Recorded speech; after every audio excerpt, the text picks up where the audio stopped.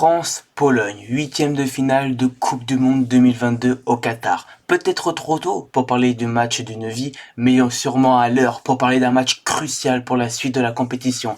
Salut les gars, j'espère que vous allez bien. On se retrouve pour une nouvelle vidéo assez particulière, un petit format où je vais vous présenter les enjeux, les compositions d'équipe et toutes les informations à savoir pour le prochain match de l'équipe de France qui aura lieu dimanche à 16h, France-Pologne pour le huitième de finale de la Coupe du Monde 2022 au Qatar, les gars.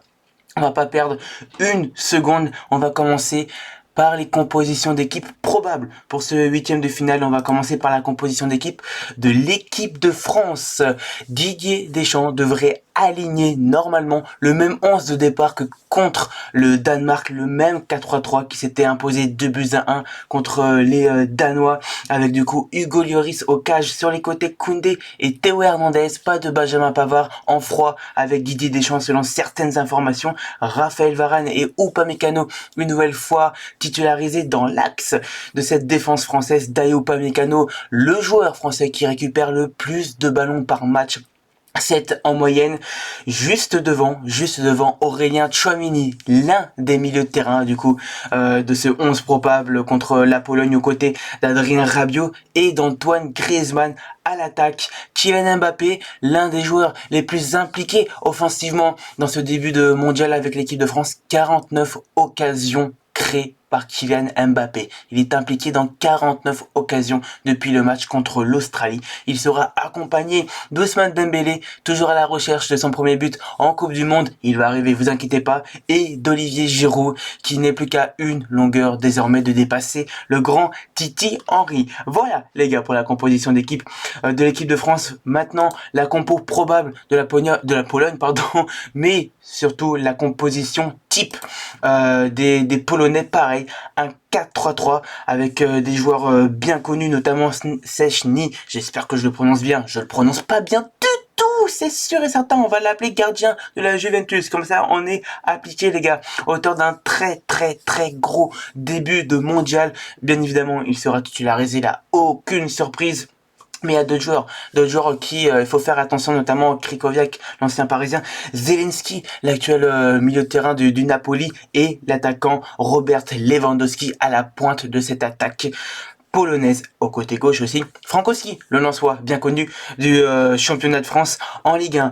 Les gars, pour un petit peu faire la rétrospective de ce mondial, on va voir, bien évidemment, le classement du coup de ces deux nations. L'équipe de France qui était dans le groupe D et la Pologne qui était dans le groupe C. La France qui a terminé première de son groupe pour un bilan de 2 victoires et d'une défaite. C'était contre la Tunisie, une défaite 1-0, assez controversée puisque ce but de Griezmann qui devait être validé a été finalement annulé. À l'heure où je vous parle, il y a toujours cette requête de la FFF contre la FIFA pour valider le but d'Antoine Griezmann. Ça ne change rien au fait que les Français sont quand même arrivés premiers.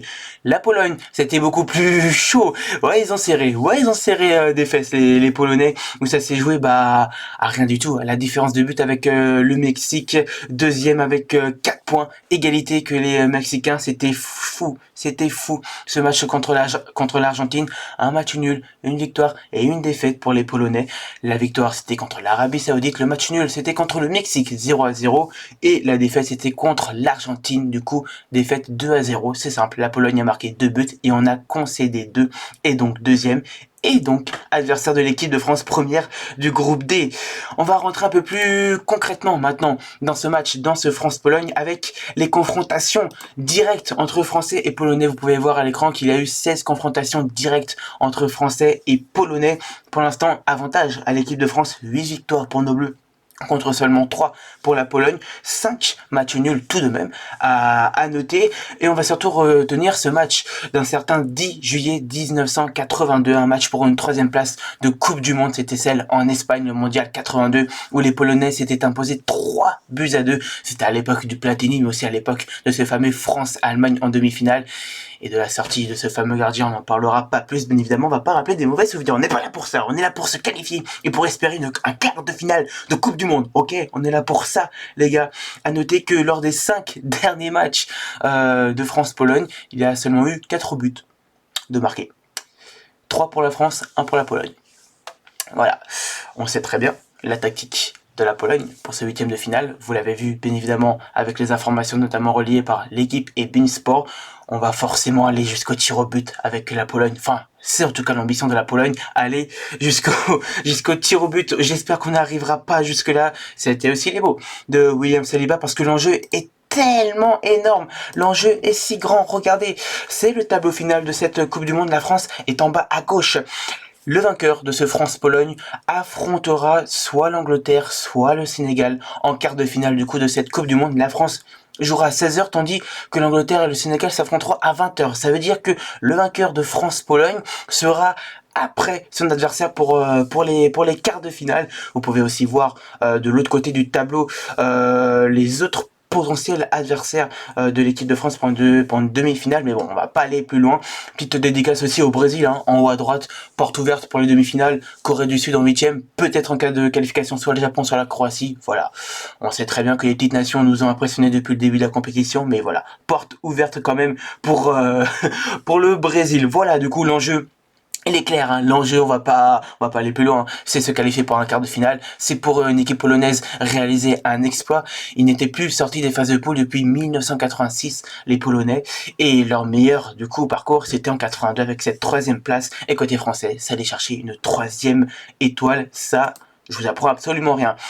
Côté polonais, comment on appréhende ce match? Eh ben, les avis sont assez différents. On a certains joueurs comme Zelinski qui sont pas forcément inquiet, mais qui craint forcément cette équipe de France. Bien évidemment, l'armada, elle est énorme. Mbappé, Giroud, Ousmane Dembélé, Griezmann, le danger peut venir de partout.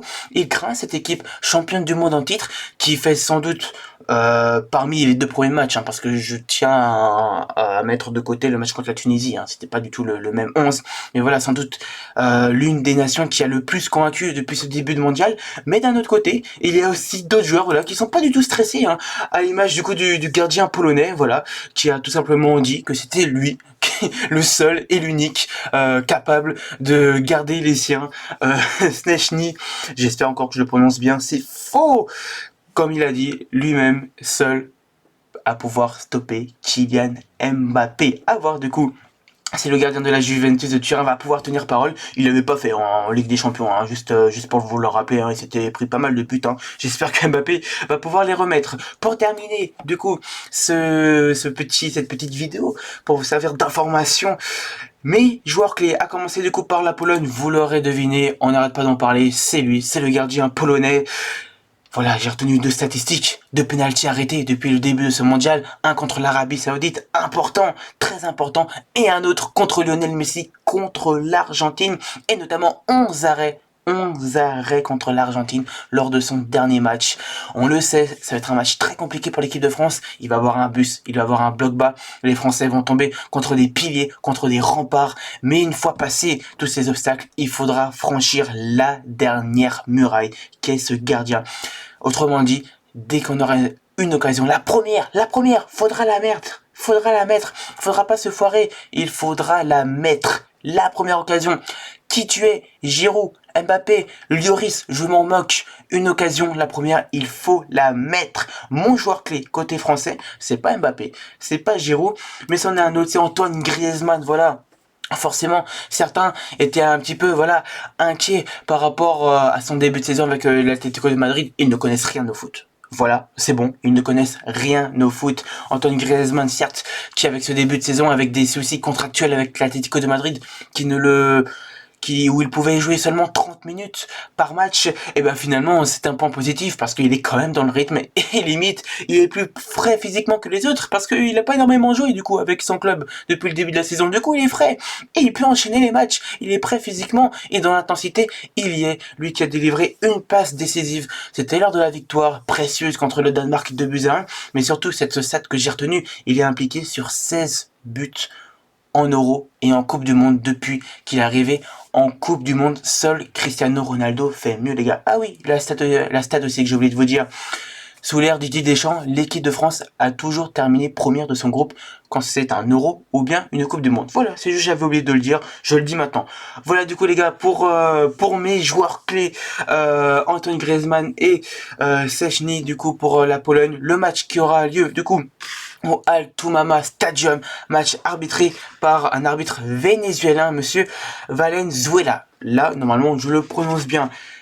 Ce sera dimanche à 16h, du coup, contre la Pologne, 8e de finale de Coupe du Monde. J'espère que cette vidéo vous aura plu, les gars. J'essaie de faire au plus vite, ça dure quand même pas mal de temps, les gars.